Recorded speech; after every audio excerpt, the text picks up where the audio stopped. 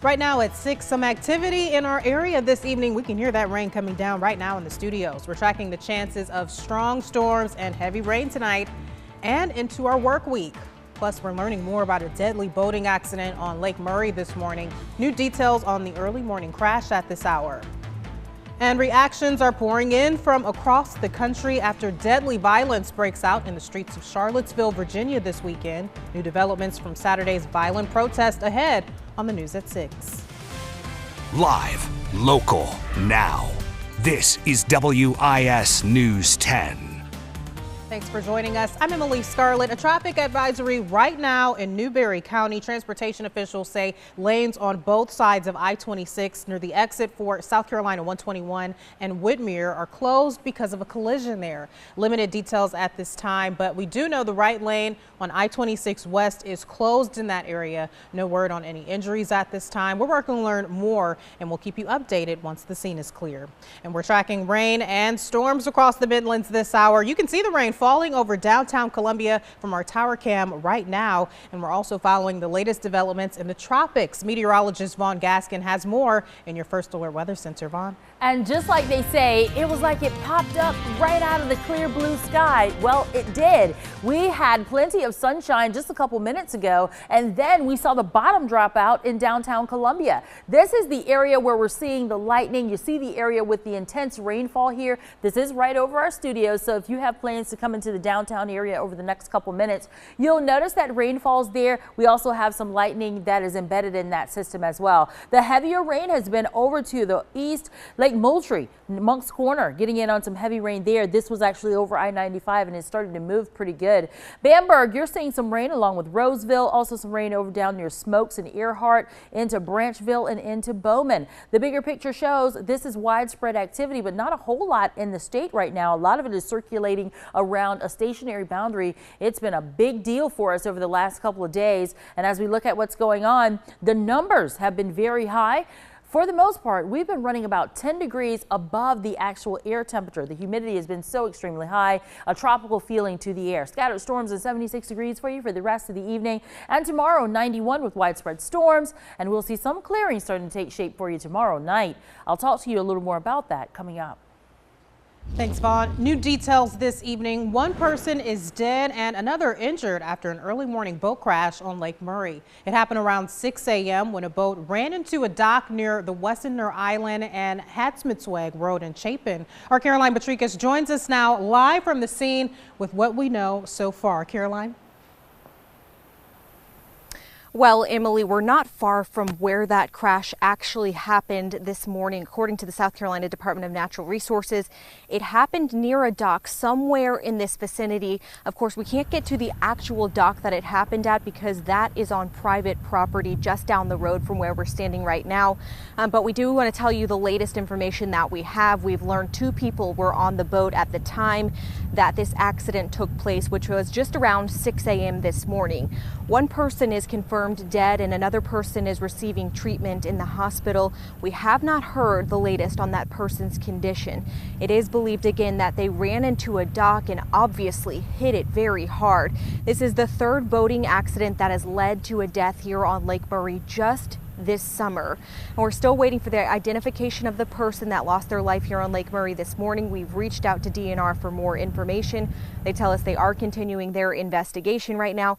And of course, we'll keep you updated if we learn anything new. But for now, live here on Lake Murray, Caroline Patricus, WIS News 10. Thanks for that report, Caroline. Violence in Charlottesville, Virginia this weekend led several groups to hold an anti-white supremacy rally in Greenville today. The effort, which started late Saturday night, included a public invitation through a newly created Facebook page called Stand Against White Supremacy. Dozens gathered at the Peace Center Sunday morning carrying signs and chanting, "I will not tolerate racism." The organizer, Todd May, said the rally gives area groups a chance to become a part of the national conversation on racism. Meanwhile, President Trump faces widespread criticism for not singling out white supremacists in response to Saturday's violence in Charlottesville. Critics say his comments only embolden racists. This as Attorney General Jeff Sessions has opened a federal investigation into the incident. Andrew Spencer reports.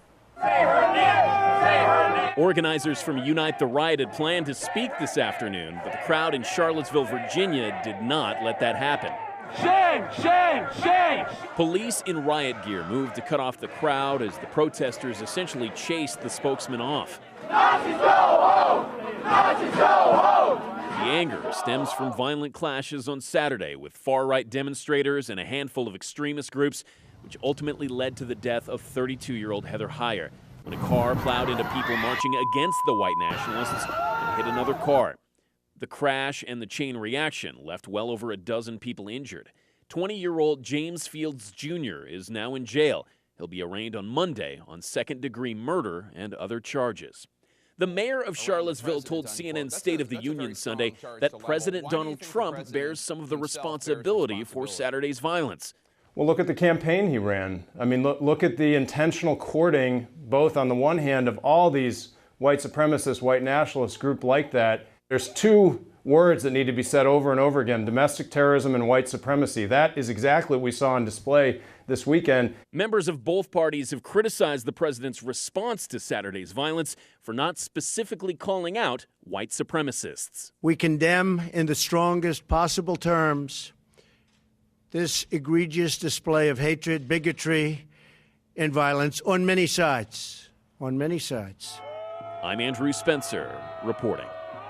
Republican Senator Lindsey Graham says his party is in trouble politically if it's unable to remove former President Barack Obama's health care law and replace it with a better one. Senator Graham says he doesn't mind President Trump being upset with Republicans for failing to follow through on their pledge of a health care overhaul. Graham made the comments this morning on Fox News Sunday and also touched on President Trump's response to the deadly violence in Charlottesville. And I would urge the president to dissuade them of the fact that he's sympathetic to their cause, because their cause is hate. It is un-American. They are domestic terrorists, and we need more from our president on this issue. Graham also defended Senate Majority Leader Mitch McConnell, saying he's viewed by fellow senators as a solid leader. Trump has recently suggested McConnell may have to think about stepping aside. Crunch time for a group of protesters trying to stop West Columbia from tearing down historic homes near the city's Riverwalk in the Mill Hill neighborhood. The controversial project calls for tearing down 5 homes to create more parking for the Riverwalk. Earlier this month, the plan came to a halt after concerns were expressed to DHEC about asbestos in the old homes that could get into the air. Today, several homeowners gathered in the front yard of one of those homes at risk to ask the city if they can stay. It's believed the homes could come down as early as this week. This is not typical for West Columbia. West Columbia is more strip malls, Walmarts, subdivisions, new construction, cookie cutter homes, but this is really different, and I don't really believe City Council understands really who we are. And they're talking about draws to the riverfront and draws to West Columbia. When this neighborhood is complete, it's going to be a huge draw. It's going to be very village-like. It's going to be beautiful. They're planning a march from the Mill neighborhood to the State House tomorrow at 5 p.m. Coming up, Ohio police are facing controversy after being caught on camera punching a man repeatedly. More on what led to the viral incident ahead. And you're probably experiencing some rainfall if you're right around the downtown Columbia area. I'll tell you how much longer these showers will last.